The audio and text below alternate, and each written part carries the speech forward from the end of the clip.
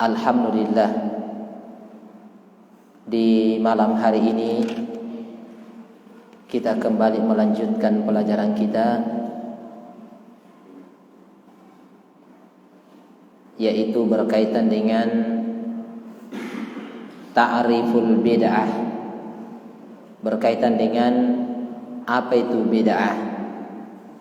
Dan telah kita sebutkan di antara keterangan-keterangan para ulama, seperti dari uraian Imam Asy-Syatibi rahimahullahu ta'ala, beliau mengatakan bid'ah, yang namanya bid'ah adalah ibaratun an tariqatin fiddin, adalah suatu ungkapan an tariqah yang dibuat di dalam fiddin, di dalam agama, yang mana disebutkan ini adalah tujuan daripada mukhtara'atun tudahi syariah. Tujuannya membuat jalan ini, metode atau tata cara, tujuannya adalah tudahi syariah atau syariah. Jadi tudahi syariah, di mana untuk menyaingi syariat, yuqsadu, yang dimaksudkan bisuluk adalah sebagai sarana untuk mubalaghah fit ta'abbudi lillah, dalam rangka untuk bagaimana seseorang itu semakin bagus dalam ibadah. Nah itulah yang telah kita disebutkan dalam kitab beliau Al-I'tisam, bahwasanya yang namanya bid'ah adalah sesuatu atau suatu jalan yang dibuat dalam rangka untuk menyaingi syariat, dan jalan ini dibuat tidak lain kecuali supaya kita lebih bagus dalam ibadah kepada Allah Subhanahu wa ta'ala. Jadi bid'ah ini bukan niatnya seseorang dia berbuat, itu bukan tujuannya merusak. Itu niat awal pembuat bid'ah. Yang dia inginkan, kata Imam Asy-Syatibi, adalah untuk mubalaghah, untuk lebih dalam, lebih mantap dalam ibadah, sehingga mereka membuat cara. Itu tujuan mereka. Berbeda halnya kalau misalnya kita melakukan suatu metode, bentuk atau tata cara yang mana tujuannya memang untuk merusak agama, itu kan berbeda. Sehingga terkadang perkara bid'ah ini itu sangat sulit dibedakan, ini ajaran yang dari Nabi atau bukan, karena dia digunakan untuk semakin mantap dalam ibadah. Nah ini, maka oleh karena itu jamaah yang dimuliakan oleh Allah Subhanahu wa ta'ala, apa yang akan kita bahas di sini, tetapi mungkin akan saya berikan dulu pendahuluan, karena diterangkan di sini oleh Syekh dalam Al-Mufid Syarhu Qaulil Mufid, adalah aqsamul bid'ati khamsatun. Nah ini yang akan kita bahas, aqsamul bid'ah, pembagian bid'ah itu, atau bid'ah itu terbagi 5. Sehingga ini yang butuh untuk perhatikan.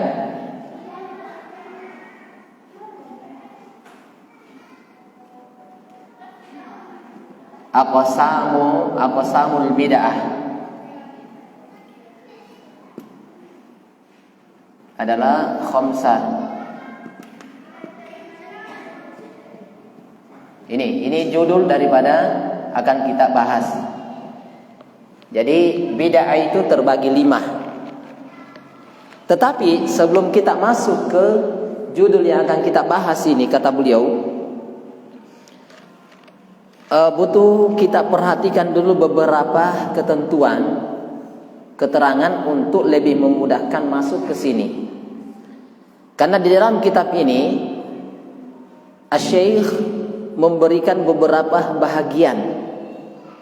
Beliau mengatakan di antara bid'ah itu dilihat bihasabil ikhlaliha fiddin, dilihat dari sisi bagaimana kerusakan yang dia bentuk, yang dia rusak di dalam Islam. Itu dilihat. Atau di sisi lain dilihat apa dampak daripada munculnya bid'ah itu. Nah, ini sehingga kerusakan yang ditimbulkan bid'ah gara-gara kita memunculkan bid'ah ini bisa mukaffirah. Ini agak keras ini. Dan ghairu mukaffirah, ada yang bisa mengeluarkan orang dari Islam gara-gara bid'ah ini, dan nanti ada sebahagian yang tidak menyebabkan seseorang keluar dari Islam. Ini bahayanya bid'ah. Bukan sekedar karena ini kan ajaran baru, ini perkara baru, tidak ada masalah, ini kan bagus. Tetapi ingat, telah kita sebutkan pada keterangan sebelumnya berkaitan dengan masalah bid'ah, sebagaimana daripada ucapan yang datang dari Abdullah bin Umar, riwayat Imam Al-Lalaka'i, kata beliau, kullu bid'atin dolalah, yang namanya bid'ah itu pasti bermasalah, sesat, jelek. Wa in ra'aha nasu hasanah, walaupun manusia itu menganggap baik. Sebagaimana telah kita sebutkan pada pertemuan yang lalu, berzikir dengan menggunakan biji-bijian, dengan tasbih, itu kalau kita sampaikan atau dengan sistem digital sekarang, itu bagus. Itu bagus menurut kebanyakan manusia. Artinya dalam hal ini membantu kita ini dan ini, memudahkan. Betul. Inilah yang disebutkan oleh Imam Asy-Syuyuti, Imam Asy-Syatibi rahimahullahu taala. Beliau mengatakan adalah al-mubalaghah fit ta'abbudi lillah, untuk lebih mantap dalam ibadah. Kita membuat tasbih, kita zikir dengan menggunakan tasbih. Ini kan apa tujuannya? Untuk lebih memudahkan, lebih supaya tidak salah-salah hitung. Nah, bagus niatnya, tapi apakah niat seperti itu sudah dianggap baik oleh syariat? Tentunya butuh kita perhatikan. Nah, oleh karena itu jamaah yang dimuliakan oleh Allah Subhanahu wa taala, sebelum kita masuk ke aqsamul bid'ati khamsatun, bid'ah itu terbagi 5, maka ada beberapa hal yang perlu kami ingatkan di sini. Adalah sebagai dasar landasan utama yang perlu kita pegang kuat-kuat adalah beberapa hadits. Karena dari hadits inilah maka akan memunculkan semacam, apa kata para ulama, adalah asyurut, syarat untuk dikatakan itu adalah bid'ah. Jadi tidak semua yang baru muncul itu dikatakan bid'ah. Akhirnya ada sebagian orang mengatakan ini dari ujung kaki sampai ujung rambut semuanya bid'ah, karena dia tidak paham tentang bid'ah. Nah, ini yang butuh kita pahami, ini yang butuh kita perhatikan.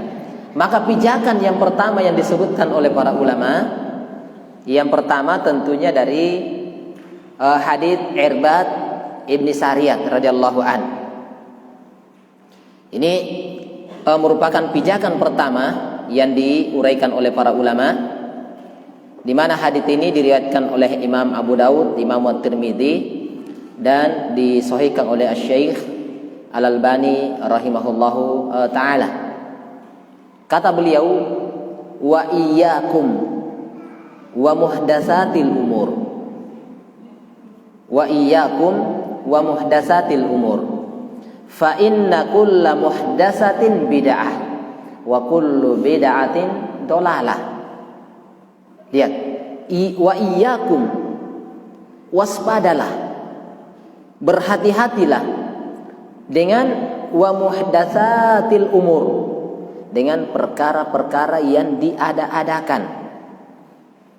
Nah, ini yang pertama, perkara-perkara yang diada-adakan.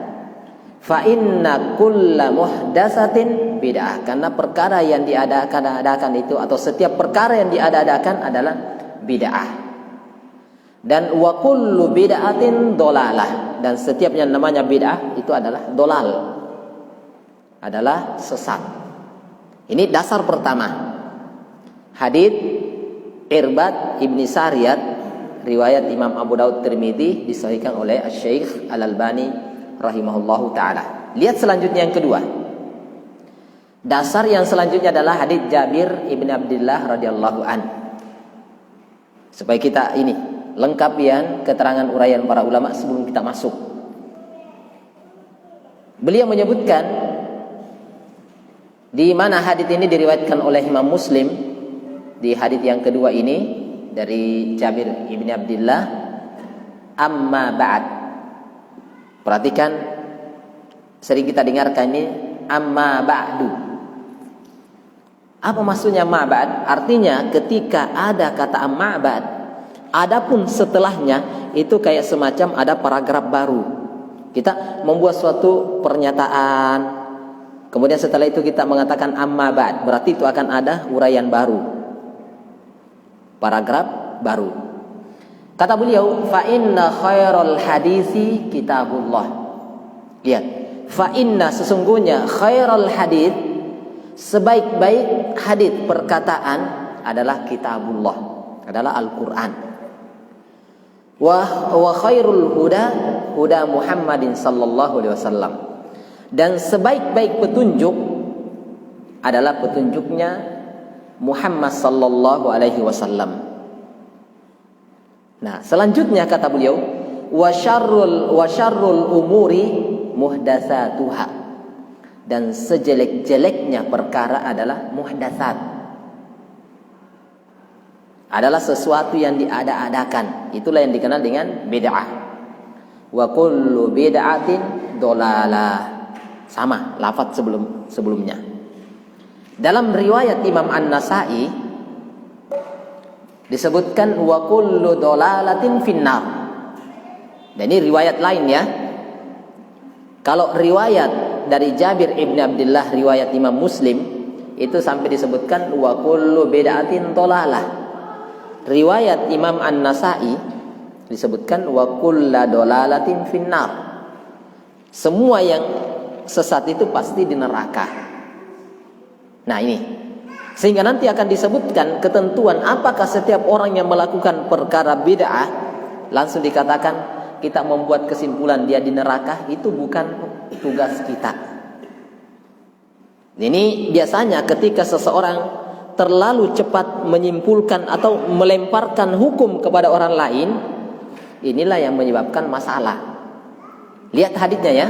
Jadi Nabi sallallahu alaihi wasallam mengatakan wa syarrul umuri muhdatsatuha. Sejelek-jeleknya perkara adalah muhdatsat, perkara-perkara baru yang diada-adakan.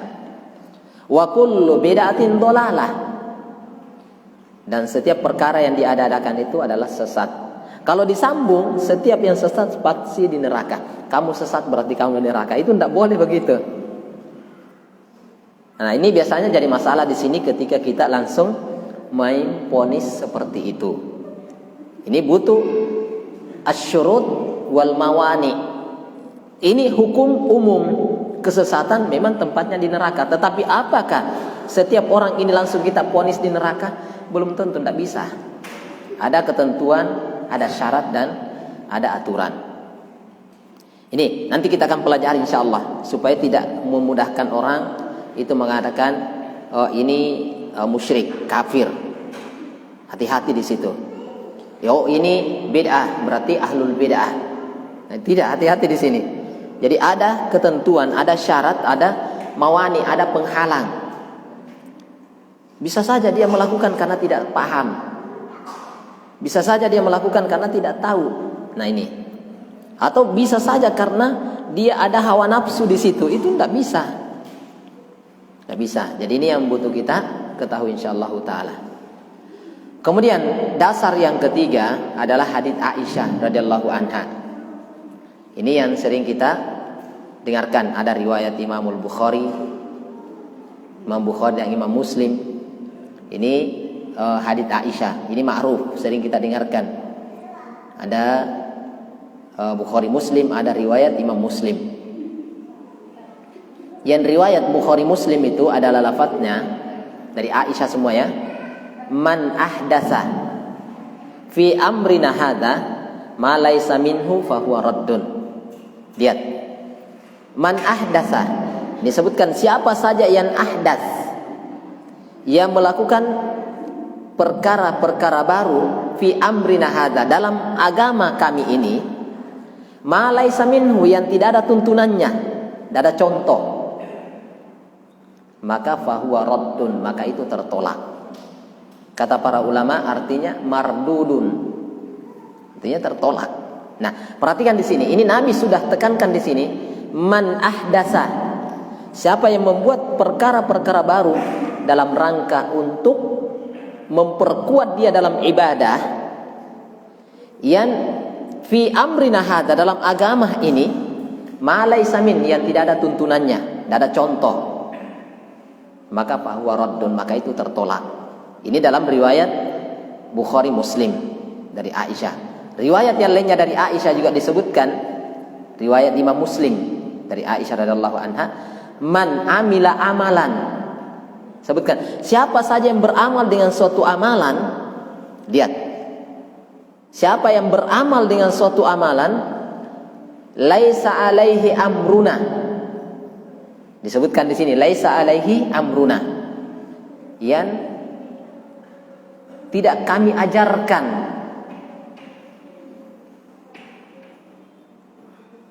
yang kami tidak ajarkan, maka fahuwa raddun, maka fahuwa raddun, maka itu juga tertolak.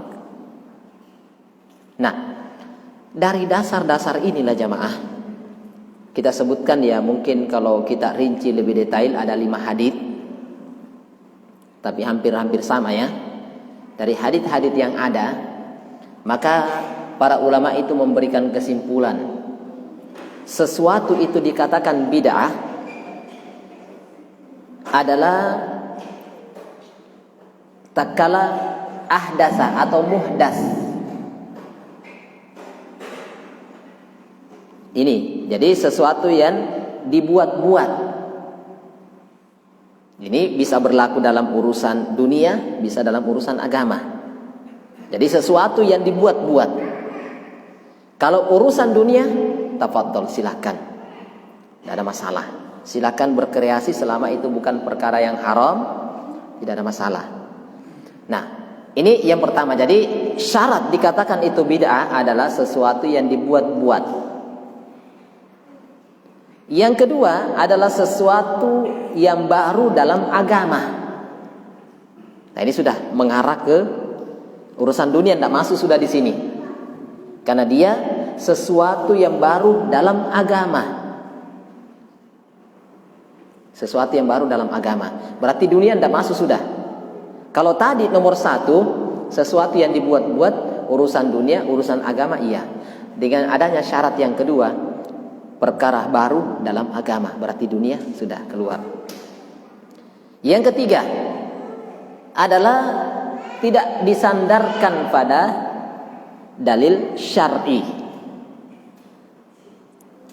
Ada perkara baru yang dibuat dalam agama, tapi memang ada dasar syar'inya. Contoh apa itu? Ada yang ingat contohnya? Jadi dia dianggap baru dalam agama, tapi dia ada dalil syar'i, berarti tidak masuk bid'ah. Apa itu? Tarawih 1 bulan penuh. Nabi tidak pernah. Nabi itu hanya 3 hari, 3 kali. Tapi ini didukung dengan dalil syar'i. Didukung oleh dalil syar'i. Maka itu tidak. Jadi sebagian orang ada juga mengatakan tarawih itu bid'ah. Kenapa Anda tarawih? Nah ini tidak, karena ada didukun atau disandarkan kepada dalil syar'i, dan ini ada. Nah, yang kedua adalah, apalagi ada yang ingat? Contohnya mushaf Al-Quran.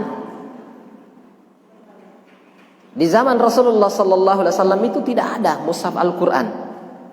Dia masih dalam bentuk lembaran-lembaran, tidak ada dalam bentuk Al-Quran satu begini, tidak. Dengan mushaf Utsmani. Di zaman Utsman ibnu Affan radhiyallahu an baru itu dikumpulkan.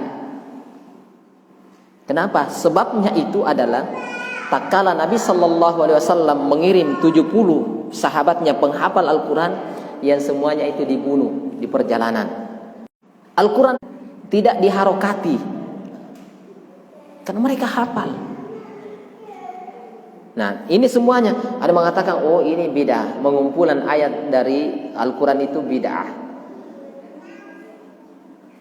Ini tidak ya, tidak, karena dia didukun dengan atau disandarkan dengan dalil syar'i. Maka perhatikan di sini jamaah, ini yang kita ungkapkan dulu atau kita akan uraikan sedikit. Dasar sesuatu dikatakan bid'ah ketika tiga ini terpenuhi. Adalah sesuatu yang baru dibuat di dalam agama. Karena Rasulullah sallallahu alaihi wasallam mengatakan dari hadits, 5 hadits yang kita bacakan adalah man ahdatsa atau kullu muhdatsatin bid'ah. Adalah sesuatu yang ihdas, yang dibuat-buat. Ini sesuatu yang dibuat-buat. Ini jamaah yang dimuliakan dan dirahmati oleh Allah Subhanahu wa ta'ala.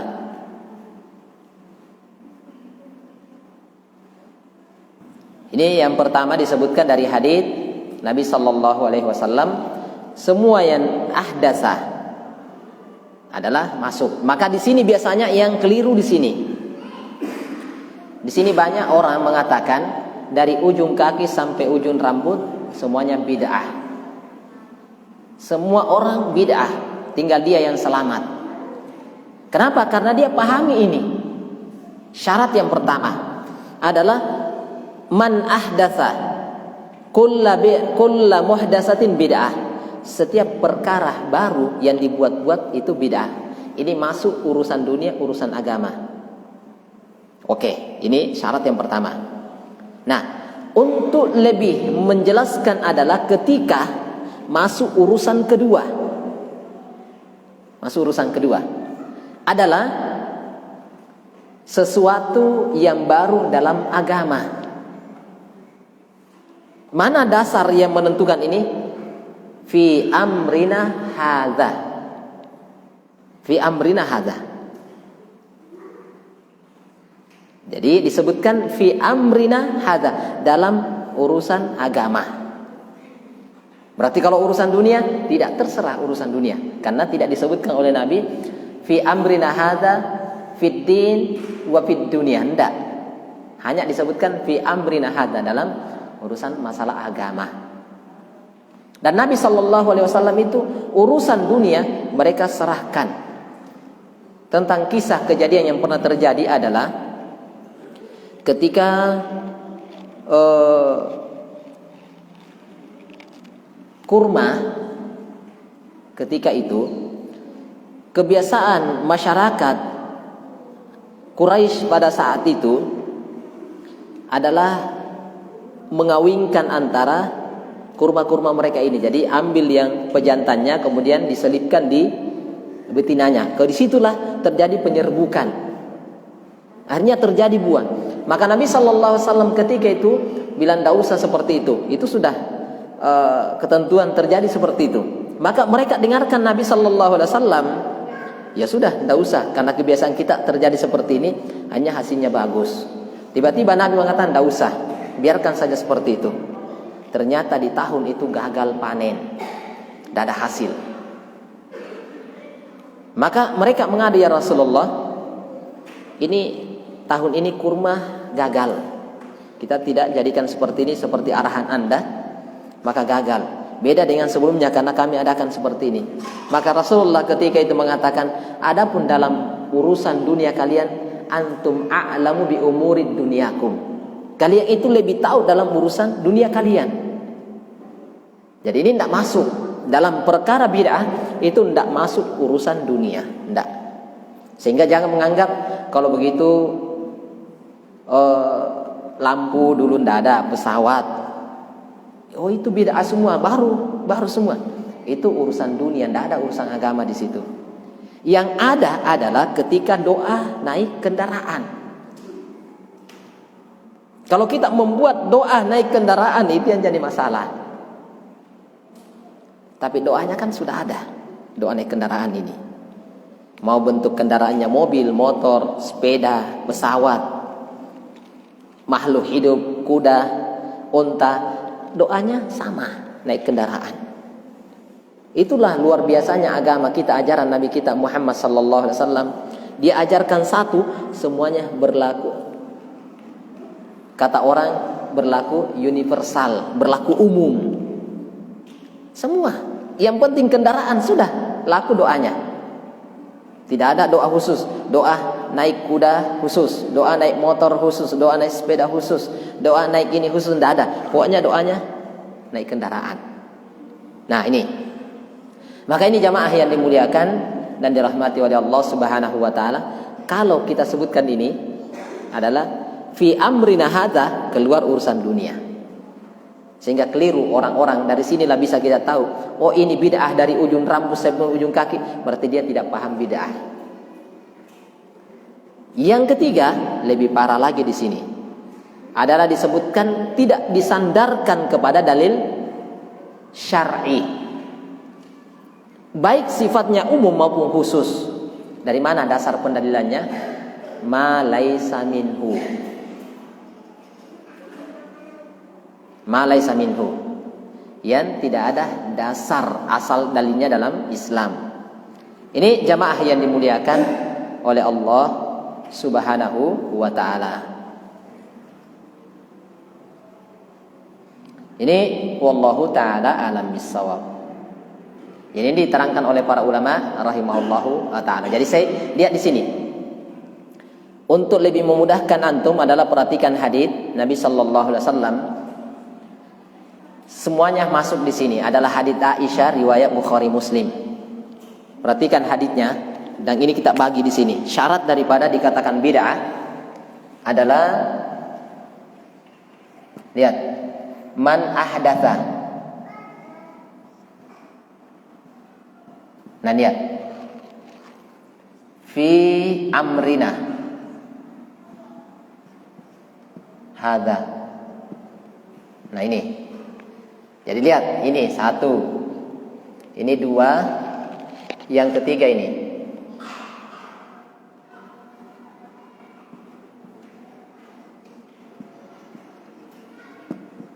Nah ini coba lihat, ini sudah. Ini yang ketiga.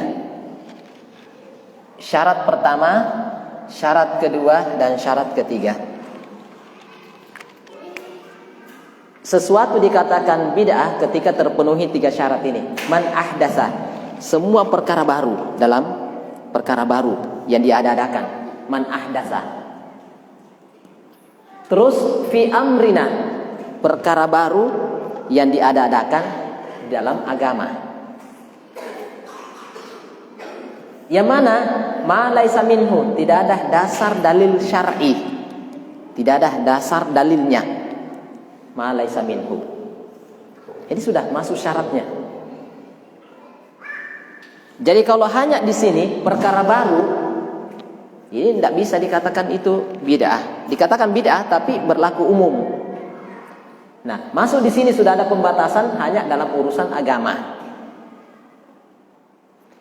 Lebih dalam lagi adalah yang tidak ada dasar dalilnya. Baru dikatakan itu bid'ah.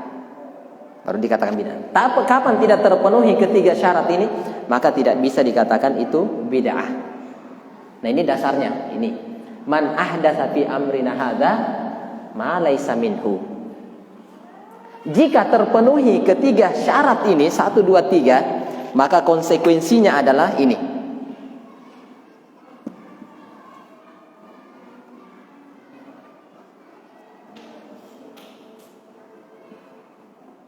Nah ini dia, adalah fahuwa raddun.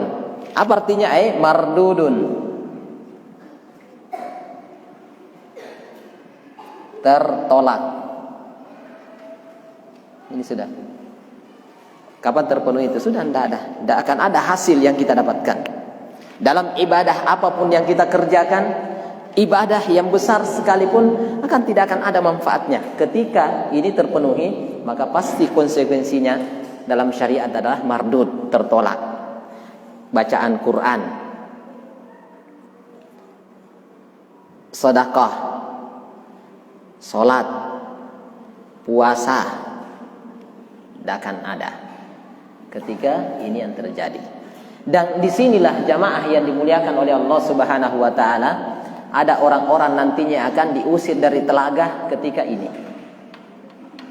Ketika itu Rasulullah Sallallahu Alaihi Wasallam menunggu di Al-Haud, di telaga beliau. Maka ketika itu dia mendekat ke telaga Nabi Sallallahu Alaihi Wasallam, maka para malaikat mengusir dia. Dia usir. Kamu tidak pantas ke telaga Muhammad. Maka Rasulullah ketika melihat itu, Rasulullah pun berteriak, ummati, ummati, ummati, itu umatku. Dia lihat tanda dari tanda ibadah dia, tanda sujudnya, bekas sujudnya. Maka apa kata malaikat? Iya, itu umatmu, tetapi engkau tidak tahu apa yang dia lakukan setelah engkau meninggal. Ternyata ini, dia tertolak dari telaga Nabi Sallallahu Alaihi Wasallam karena melakukan ihdas, melakukan perkara-perkara baru dalam agama. Dan tujuannya adalah ini, mubalaghah fit ta'abbudi lillah,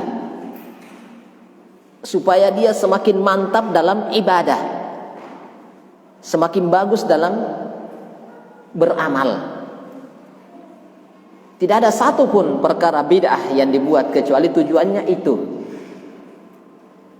Contoh yang sering kita sebutkan adalah penggunaan tasbih misalnya.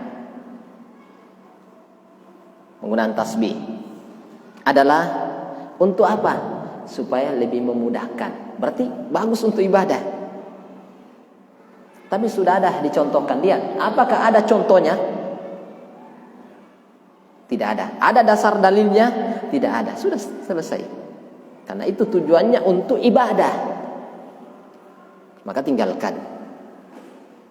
Contoh yang lain, membaca Al-Quran. Siapa mengatakan membaca Al-Quran dilarang?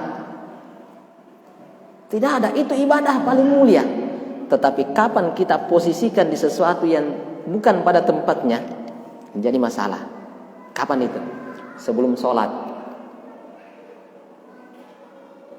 Sebelum sholat.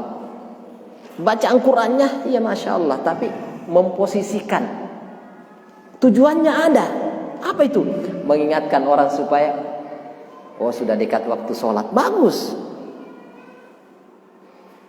Tapi kenapa perkara bagus seperti ini dalam rangka mubalaghah fit ta'abbud, tapi kenapa Nabi tidak lakukan? Ada dalil syar'i? Tidak ada.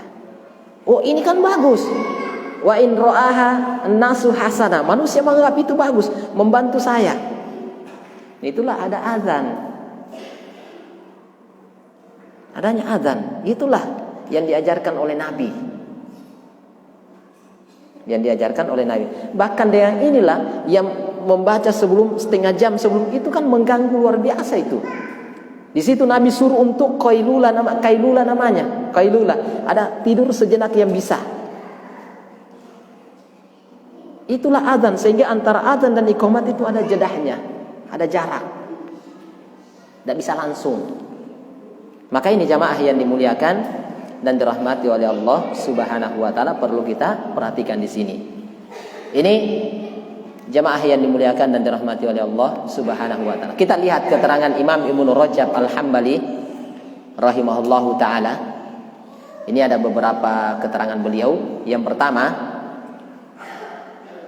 dengan syarat ini tadi ya, ini Imam Ibnu Rajab Al-Hambali menguraikan, fakullu man ahdatsa syai'a, setiap yang dibuat-buat, wa nasabahu ila din, dia kemudian dia sandarkan atau wanusibahu ila din, kemudian dia sandarkan kepada agama, walam yakun lahu aslun minad din, kemudian tidak memiliki dasar Islam tentang itu, maka kata beliau yarji'u ilaihi, tidak ada dasar sandaran yang dia bisa jadikan sandaran, maka fahuwa dolalun, maka itu termasuk kesesatan, kata Imam Ibnu Rajab Al-Hambali. Wad-dinu bari'un minhu, agama berlepas diri dari itu, kata beliau. Wasawa'un fi dzalika masailul i'tiqadiyah awil a'mali awil aqwali ad-dhahira wal batinah. Sama saja, kata beliau, itu berkaitan dengan masalah keyakinan. Nanti kita akan bahas. Awil a'mali, atau dari sisi amalan-amalan. Awil aqwal, atau ucapan-ucapan yang nampak ataupun yang tersembunyi. Nah, di sini sudah ada isyarat. Bid'ah itu ada bid'ah keyakinan, ada bid'ah amalan, ada bid'ah berupa ucapan. Nanti diskan insyaallah. Kemudian juga dalam keterangan yang lain, Imam Ibnu Rajab melanjutkan, wal muradu bil bid'ah, yang dimaksudkan dengan bid'ah ma uhdisa mimma la aslalahu fi syariah atau fi syariah, adalah apa yang dibuat-buat yang tidak ada dasarnya dalam syariat, yadullu alaih, yang menunjukkan tentang itu. Fa amma ma kana lahu aslun minas syar'i yadullu alaih falaysa bi bid'atin syar'an wa in kana bid'atan lugatan. Adapun kalau ada dalil syar'i yang mendukung itu, maka itu bukan bid'ah menurut syariat, walaupun dia dianggap bid'ah dalam perkara, dalam sisi bahasa. Oh, ini kan perkara baru, ya masuk yang paling ujung, masuk dari yang perkara paling ujung. Tapi untuk yang kedua dan ketiga enggak. Nah, ini kata Imam Ibnu Rajab. Kemudian kata beliau, wal muradu bi qaulihi kullu bid'atin dhalalah, yang dimaksudkan dengan ucapan Nabi sallallahu alaihi wasallam adalah setiap perkara baru dalam agama itu adalah sesat. Ma ahdatsa wala dalila lahu minasyar'i bi tariqin khasin wala amin. Kata beliau, apa yang uhdisa, yang dibuat-buat, tidak ada dalil dari syariat dengan bentuknya khusus ataupun bentuknya umum, itu bid'ah. Jadi sudah di sini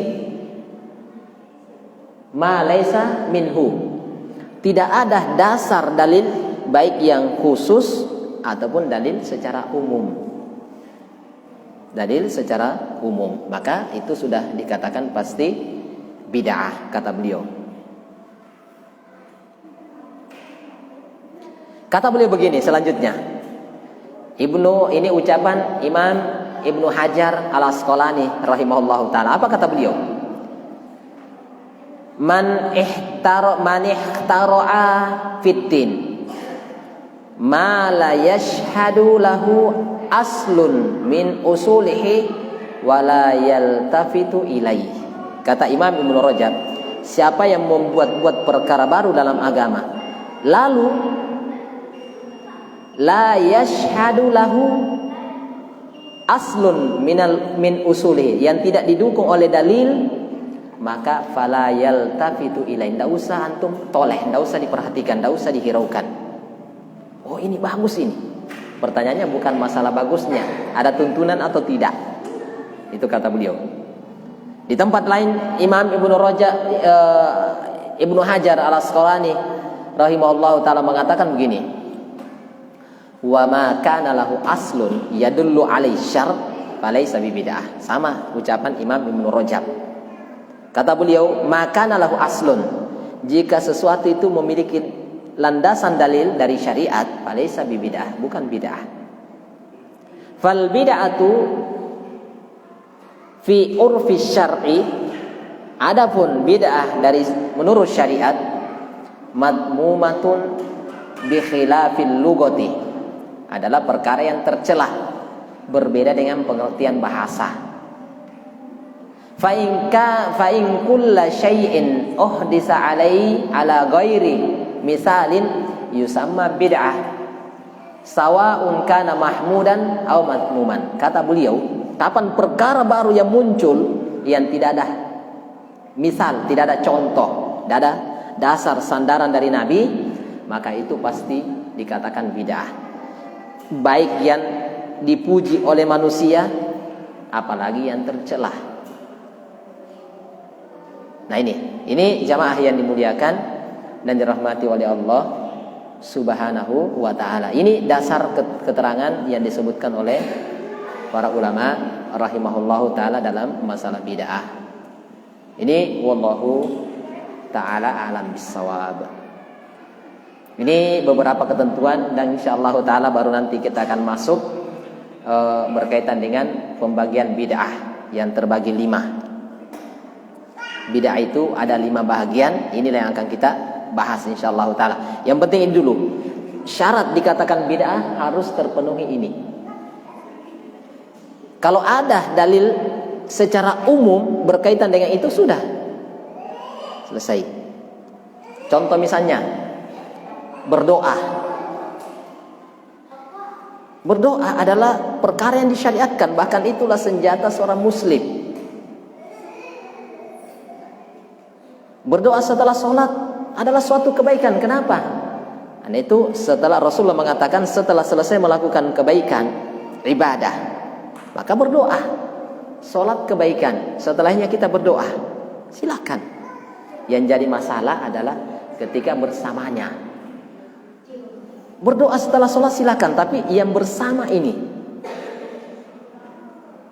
Dzikir setelah sholat adalah perkara yang lebih mulia daripada membaca Quran. Setelah sholat ini, sholat membaca Quran adalah ibadah termulia. Tetapi ada setelah sholat dia baca Quran, maka zikir jauh lebih mulia dibandingkan baca Quran setelah sholat. Tapi ketika zikir berjamaah, nah itu masalah. Kalau zikir iya, itu disyariatkan, dituntunkan, diajarkan, harus zikir dulu, baru berdiri, baru pindah atau yang lainnya. Tetapi ketika berjamaahnya, ini yang masalahnya di situ. Berjamaahnya. Inilah yang disebutkan ihdas.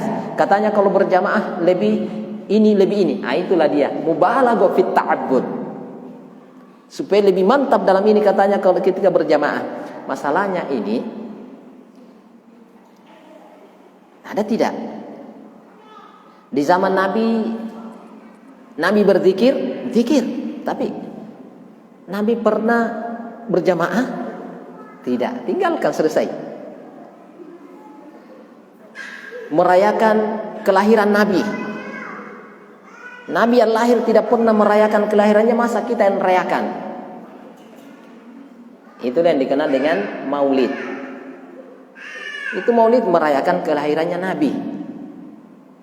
Nah itu wallahu ta'ala bisa. Makanya seperti ini yang ada sebabnya yang bisa terjadi di zaman Nabi kemudian tidak dilakukan oleh Nabi, maka kita tinggalkan karena itu bukan ditentukan dan diajarkan oleh syariat kita. Ini wallahu ta'ala alam bisa. Mudah-mudahan ini bisa membantu kita insyaallah ta'ala untuk memasuki berkaitan dengan pembagian-pembagian bid'ah nantinya insyaallah ta'ala.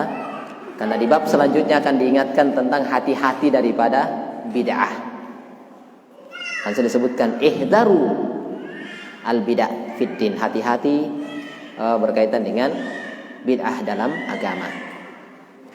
Wallahu taala alam bissawab. Saya kira ini yang bisa kita sebutkan insyaallah taala sedikit dari uraian-uraian para ulama. Wallahu taala alam bissawab. Ya. Fadhal. Assalamualaikum.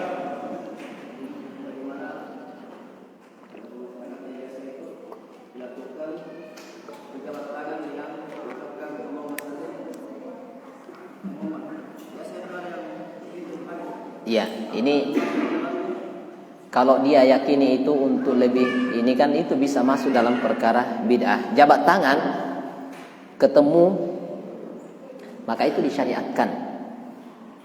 Bahkan Rasulullah SAW menyebutkan dalam beberapa hadis ketika seorang sahabat atau teman, dia berjabat tangan ketika ketemu, maka dosa-dosanya itu akan berguguran seperti bergugurannya dedaunan sampai dia berpisah. Jabat tangan boleh, tetapi tidak usah dipakaikan doa-doa tertentu, tidak ada. Seandainya ada doanya maka Nabi mengajarkan. Biasanya dengan membaca sholawat ini termasuk diantara yang paling banyak juga menjatuhkan dalam perkara bid'ah adalah berkaitan dengan masalah sholawat.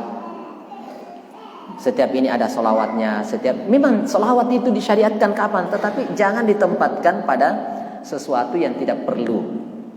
Nabi suruh perbanyak sholawat. 1 kali sholawat, Allah akan bersalawat kepada kita 10 kali. Tapi setiap jabat tangan sholawat, setiap ada ini sholawat, setiap ini ada sholawat, padahal tidak ada tuntunan. Maka kita jabat tangan seperti biasa saja. Yang ada salam, jabat tangan selesai. Itu Allah Ta'ala bisa. Jadi itu ditinggalkan ya. Itu termasuk ketika dijadikan sebagai dasar untuk ini, itu bisa memasukkan dia dalam perkara bid'ah dengan adanya sholawat. Bukan jabat tangannya ya. Jangan sampai ada salah paham. Oh, Ustaz melarang jabat tangan. Iya, larang kalau sesama lawan jenis. Kalau sesama jenis tidak. Tapi ke lawan jenis ya itu diharamkan memang. Nah itu Allah Ta'ala. Saya kira itu Allah Ta'ala. Atau ada yang lain? Iya, fadhal.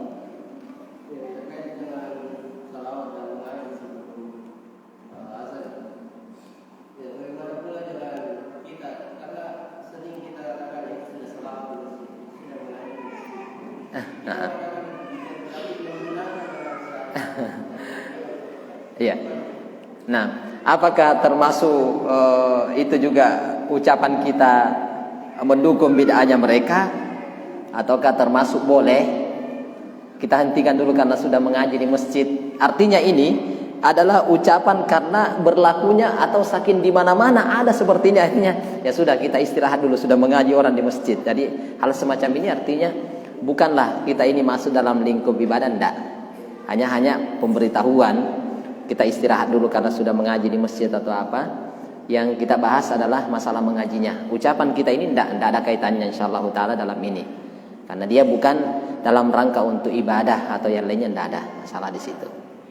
Tapi yang memang membaca Al-Quran sebelum sholat ini kan memang tujuannya itu untuk ibadah dia.